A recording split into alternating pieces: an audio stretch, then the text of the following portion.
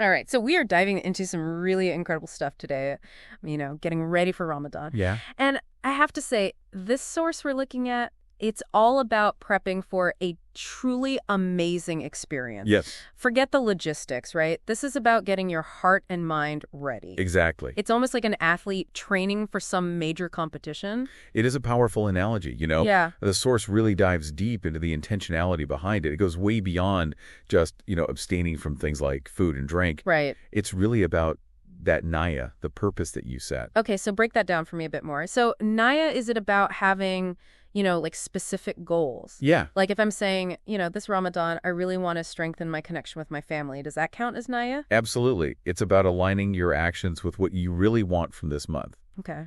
spiritually and personally. Yeah. So it's like saying this Ramadan, I want to focus on patience, or I want to, deepen my understanding of the Quran, or maybe it's about healing a relationship. Yeah. It could be anything. I love that. Yeah. Because it's not just going through the motions. It's Right. about really shaping the kind of transformation you want to experience. Exactly. And, the source makes a fascinating point about how this athlete training mindset actually plays out in our lives. Okay. They suggest gradually increasing your fasting in the weeks leading up to Ramadan. Oh, so you're not just flipping a switch on day one. Precisely. It's like we're building up our spiritual muscles. I like that. Things like patience and resilience. Yeah. So that when Ramadan actually arrives, you're not starting from zero. Makes sense. It's about having that foundation, to sustain you.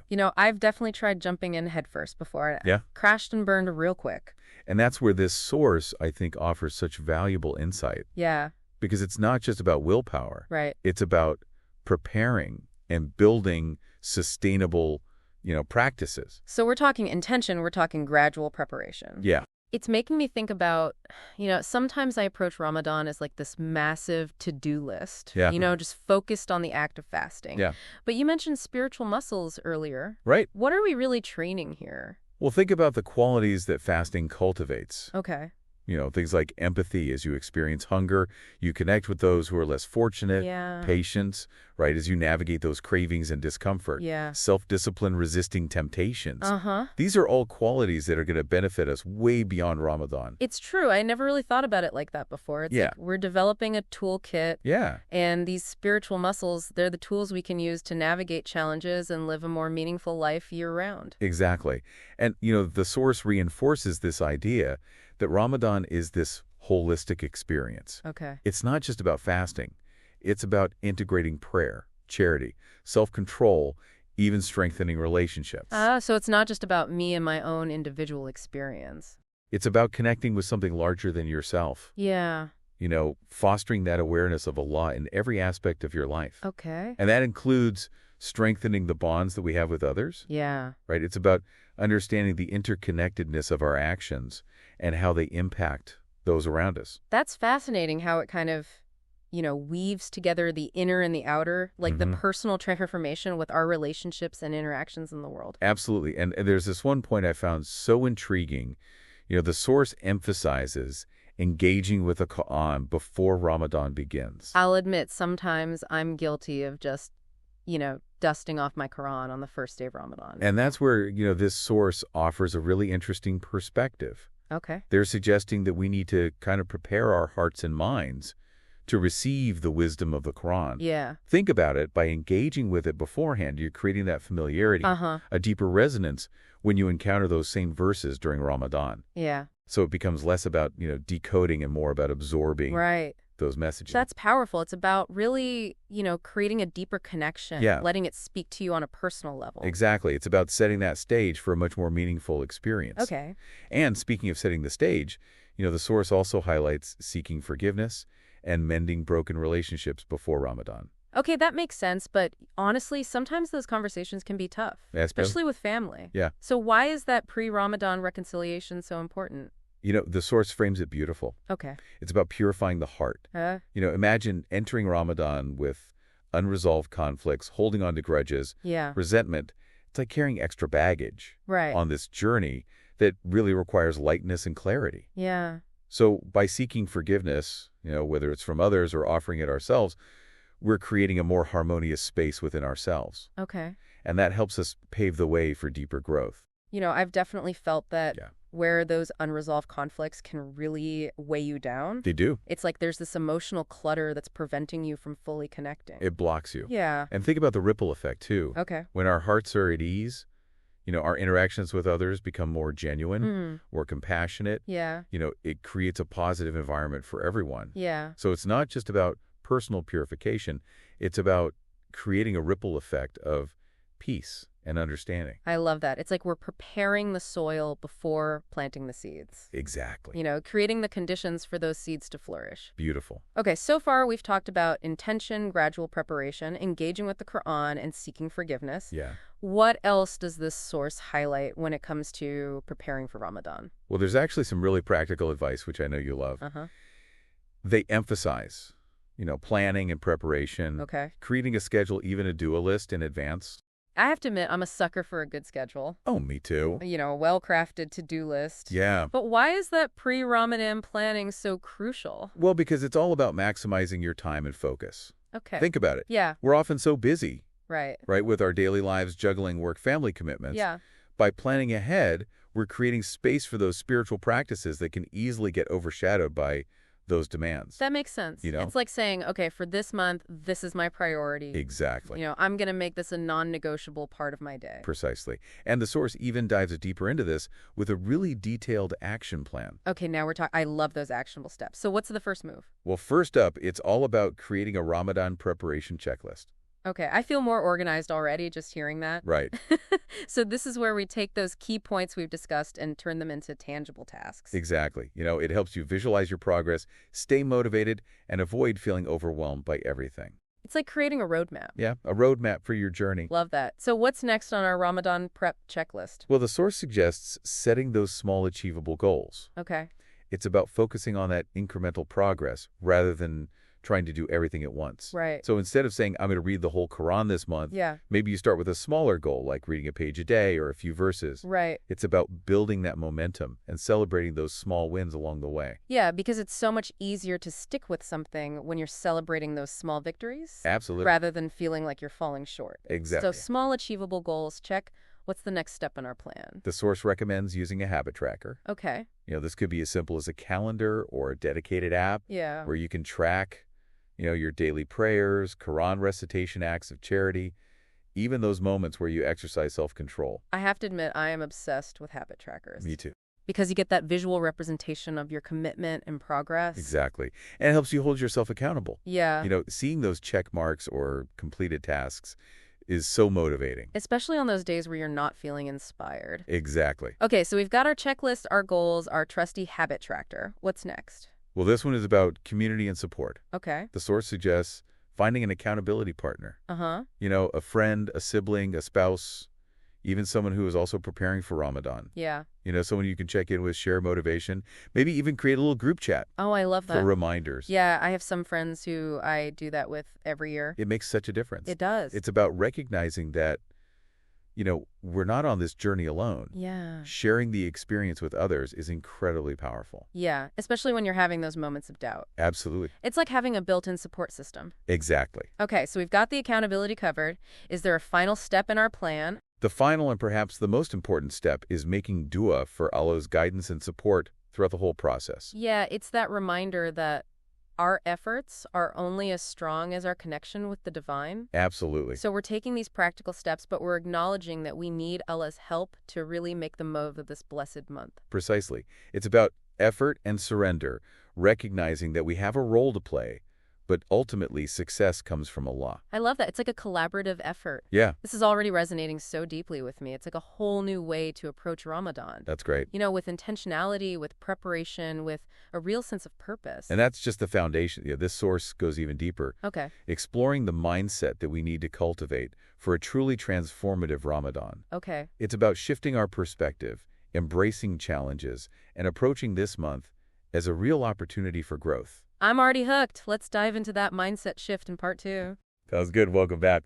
As we were talking about preparing for Ramadan, I was thinking about how this source goes beyond just the practical steps. Yeah. It really makes us think about our mindset. Yes. You mentioned that in the last part, like a mindset shift. Yeah. And I'll admit, sometimes I get so caught up in the logistics, meal planning, changing my schedule, Right. that I kind of forget about the inner transformation part. And that's exactly what this source wants us to remember. Okay. They highlight a really important point, Yeah. that the real goal of Ramadan is taqwa.